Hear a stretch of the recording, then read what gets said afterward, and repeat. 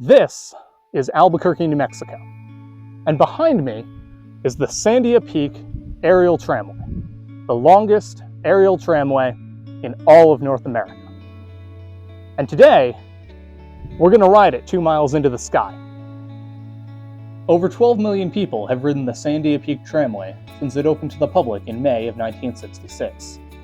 When I went in May of 2023, ticketing was exceptionally easy, as tickets can either be pre-purchased online either the day before or day of the trip, or bought at the ticket counter after arriving at the tramway. I opted to pre-purchase my tickets online and had bought them only a couple hours prior to arrival. After accessing the relevant barcode through the email that was sent at the time of purchase, the barcode was scanned, and I waited for the next tram to arrive. After waiting for a few minutes, I and everyone else in line were able to board and begin our journey to the top.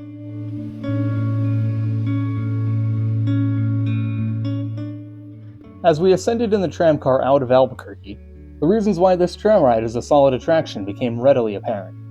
The tram itself ascends 3,800 vertical feet over the course of the 15-minute ride and covers a diagonal distance of almost 3 miles. And, as we climbed higher and higher, the views from the largely glass-encased tram car became even more spectacular. The aerial tram operates very similarly to a chairlift and is officially categorized as a double reversible jig-back aerial tramway. As one tram car ascends, the other descends, with each car slowing and passing the other around the midpoint of the trip.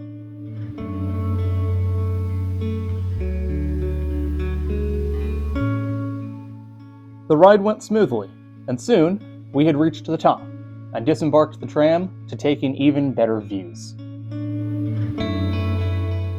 So we've now made it to the top of the Sandia Mountains. We're 10,378 feet above sea level, and I think it's worth it to say that the views on the way up are pretty cool, but just look at these views while we're at the top.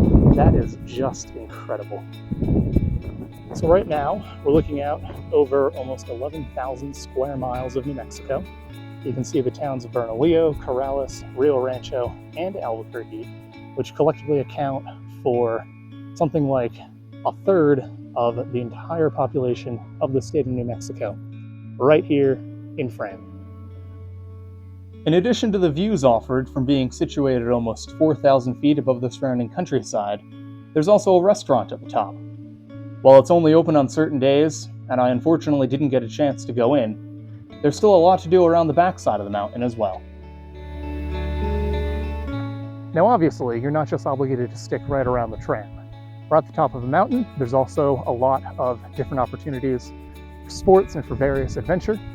There's hiking trails, there's biking trails. In the winter, there's this ski slope that you can see behind me.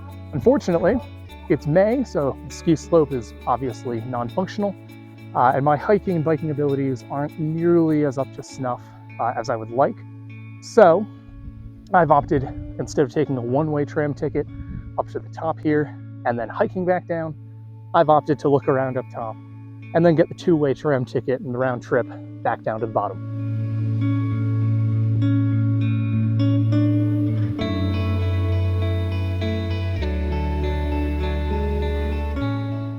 One of the other big things to remember riding the tram to the top of the mountain is obviously going to be the temperature differential between the base and the summit.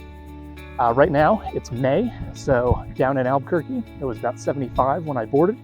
When I disembarked, I think it's about 55 up here right now. Obviously, that's not too bad of a temperature difference, but in the spring, in the fall especially, that can get a lot more intense and a lot more extreme. But even so, I think jeans were definitely the right call for today. Of course, even with the hiking, biking, and skiing available around back, there's still plenty happening on the front side of the mountain too. So this stretch of cable that this tram car is going down right now is one of the longest unsupported stretches of tram cable in the entire world. From the second tower that they're going to pass in a few minutes up to where they embarked to descend right here is almost 7,700 feet of tram cable. Halfway between that second tower and the top, they're going to be almost 1,000 feet off the ground and 3,500 to 4,000 feet away from any support structure. What that also means is that as they descend this cable, This stretch of cable is so long that if you put one end of it at sea level and you stretched it up vertically, that the top would stretch beyond where we embarked down at the bottom. Animal sightings can also be common, depending on the time of year, though I wasn't lucky enough to capture any on video this time around. Nevertheless, after hanging around for a while up top and taking in the sights and sounds of the Sandias, it was time to catch one of the trams back down. While the wait can be a bit lengthy, depending on the tram schedule, both patrons and workers alike tend to be in pretty good spirits. And the views on the way down, just as good as on the way up.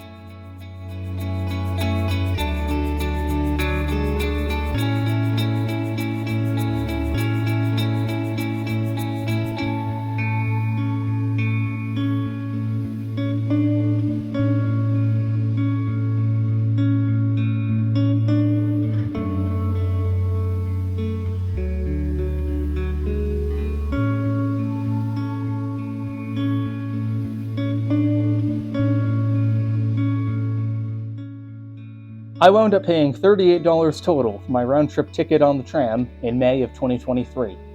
Scheduling, both in terms of date and time of day, was flexible, as the tramway is open most days from 9 a.m. to 8 p.m., and tram cars run approximately every 15 minutes.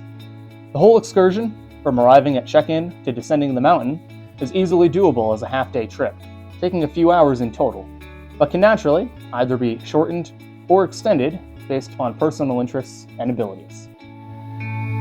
All right, we've made it back down to the base of the Sandias after riding the tram back, and I have to say, that was a really cool experience. There's nothing quite like riding a tram up the side of a mountain.